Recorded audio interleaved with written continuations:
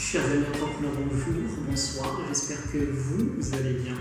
On se retrouve aujourd'hui pour aborder un petit détail.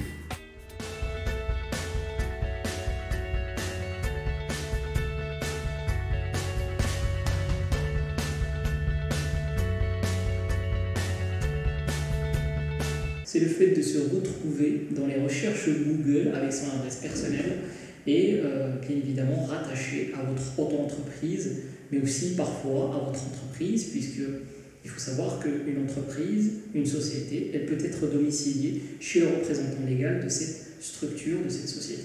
Mais ce qui va nous intéresser, c'est vraiment le cas des auto-entrepreneurs, parce que pour beaucoup, ils créent leur auto-entreprise et puis ils se retrouvent bien évidemment à communiquer de manière, j'ai presque envie de dire, involontaire, beaucoup de fois, leur propre adresse, leur adresse privée au public.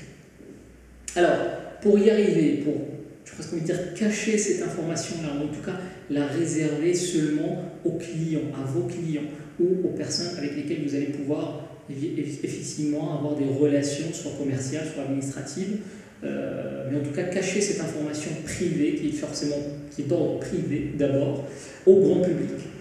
Alors, trois options. Comment y arriver? Trois options. La première, ça va être tout simplement, lorsque vous créez, vous allez déclarer votre auto-entreprise, notamment via le guichet unique. J'ai déjà fait une vidéo sur comment créer son entreprise gratuitement sur ce guichet-là il y a déjà 2 ans. Donc aujourd'hui, c'est vraiment le seul moyen aujourd'hui de créer son entreprise, c'est-à-dire en passant par ce guichet unique. Donc, quand vous créez votre auto-entreprise dans ce guichet unique, vous avez la possibilité de cocher une petite case qui va dire « Je refuse la communication de cette information-là », ou en tout cas la publication de cette information-là, j'ai presque envie de dire dans le domaine public, notamment via société.com le plus souvent.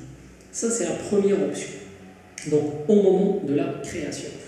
Deuxième option, ça va être tout simplement de domicilier votre entreprise ou votre auto-entreprise chez une société de domiciliation ou de location de bureaux. Les tarifs varient, ça peut partir d'une dizaine d'euros par mois, et ça peut monter jusqu'à très haut en fonction de, bien évidemment, si on récupère des bureaux aussi ou pas.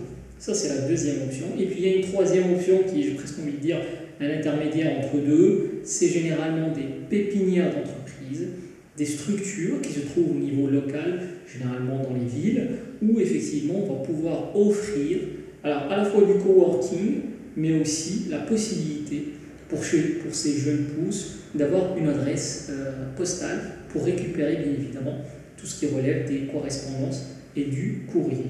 Donc voilà les trois options que vous avez, qu'il ne faut absolument pas hésiter à, j'ai presque envie de dire, faire jouer, à faire, pour cacher, ou en tout cas rendre la moins publique possible votre adresse de domicile privé.